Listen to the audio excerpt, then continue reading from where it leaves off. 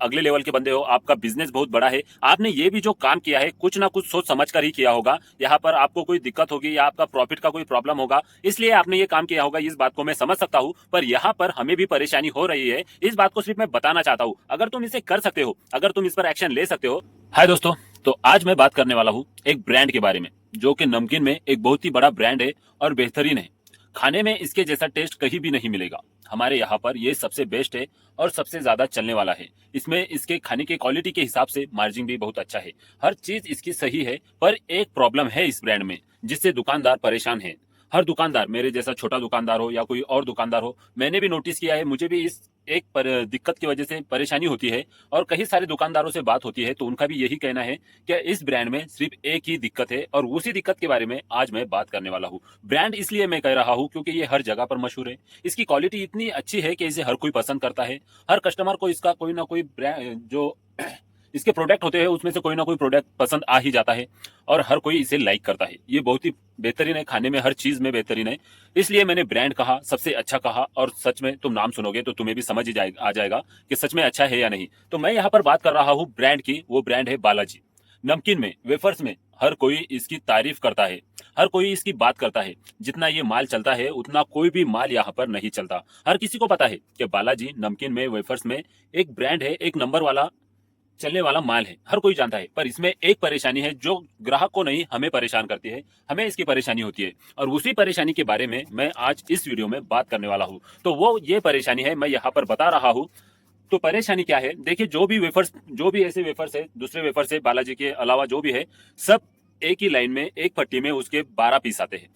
कोई भी पट्टी ले लो, जो उसके भी कई सारे अलग अलग फ्लेवर्स है, तो उसका कोई भी तुम पट्टी ले लो, उसमें 12 ही पीस मिलेंगे, उससे ज्यादा है नहीं। उसका रेट भी एक ही होगा। तो जब उसका माल हमारी दुकान पे आता है, और वो सामने वाला जब हमें माल देता है, जो भी उसका सेलर होता है, वो क्या करता है, फटाफट पट्टी गिन देता है। जैसे 30 पट्टी, 40 पट्टी हो गई, हम क्या करते हैं, टैली करते हैं उसके रेट के हिसाब से, क्योंकि सब सेम होता है, रेट कम नहीं होता, सबका रेट सेम होता है, और पीस भी सब में सेम ही होते हैं, 12 ही होते हैं, कम ज्यादा नहीं होते। तो वो क्या होता है, आसानी में आसानी चली जाती है। फिर हम जल्दी से उसका पेमेंट उससे कर देते हैं, और बाद में पीस देख लेते हैं, हर पट्टी में 12 ही पीस आता है। पर यहाँ पर बालाजी का कुछ अलग है। अब बालाजी का है तो वो अगले लेवल का इंसान है, जो भी इसका ओनर है, ये सबसे आगे है। हम, वो ने कुछ सोचकर ही ये बनाया होगा, पर मैं फिर भी एक दिक्कत जैसा हमें लगता है, इसलिए इस टॉपिक पर यहाँ पर बात कर रहा हूँ।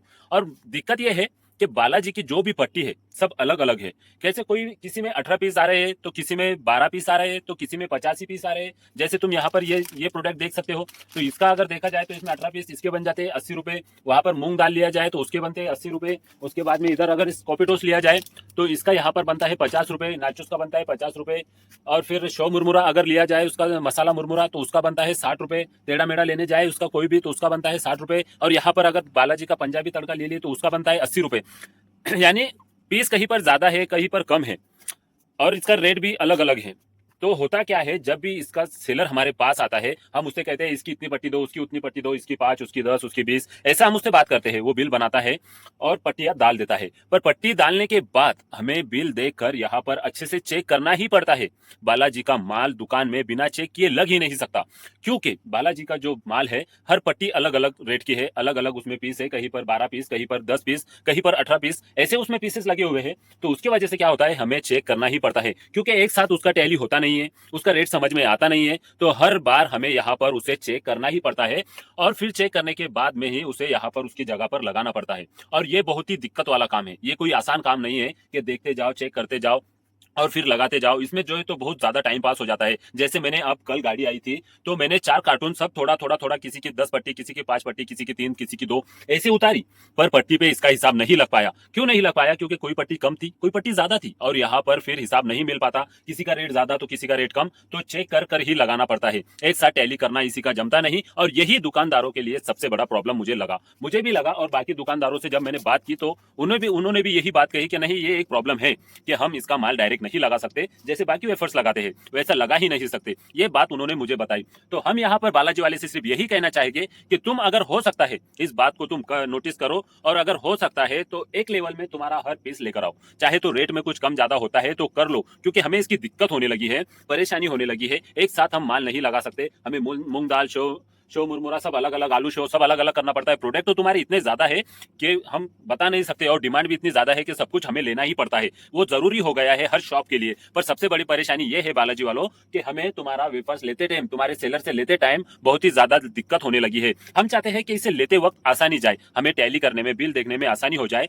तो क्या करें, हर पट्टी को तुम एक जैसा करके ले लो। जैसे 12 पीस रखना चाहते हैं तो 12 ही पीस रखो। अगर तुम्हें 18 पीस रखना है तो हर पट्टी में फिर 18 पीस कर दो। और अगर तुम्हें 10 पीस रखना है तो हर पट्टी में 10 पीस कर दो। हर वेफर्स में तो 12 पट्टी आती है, पर अगर तुम्हारा 12 पट्टी का बजट नहीं बचता है, तुम्हारा नहीं जम पा रहा है, तो तुम उसे डायरेक्ट 18 पट्टी कर दो। हर वेफर्स को 18 पट्टी में कन्वर्ट कर दो। यानी इससे क्या होगा, हम सीधा सीधा पट्टी गिन लेते हैं और वे सामने वाले को पेमेंट कर देते हैं पट्टी के हिसाब से, और बाद में हम फिर देख लेते हैं पट्टी में पूरा माल है या नहीं। ये आसान चला जाता है। यहाँ पर इसमें इतना पीस आया है, ये इतनी पट्टी है, ये इसमें तो बहुत ज्यादा परेशानी हो जाती है। देखो, हम तुम्हें सिखाना नहीं चाहते क्योंकि आप बालाजी वाले हैं, आप बहुत अगले लेवल के बंदे हो, आपका बिजनेस बहुत बड़ा है। आपने ये भी जो काम किया है कुछ ना कुछ सोच समझ कर ही किया होगा। यहाँ पर आपको कोई दिक्कत होगी या आपका प्रॉफिट का कोई प्रॉब्लम होगा, इसलिए आपने ये काम किया होगा। इस बात को मैं समझ सकता हूँ, पर यहाँ पर हमें भी परेशानी हो रही है। इस बात को सिर्फ मैं बताना चाहता हूँ। अगर तुम इसे कर सकते हो, अगर तुम इस पर एक्शन ले सकते हो, तो आपने लेना चाहिए। क्योंकि हम जैसे दुकानदारों के लिए ये एक परेशानी हो चुकी है।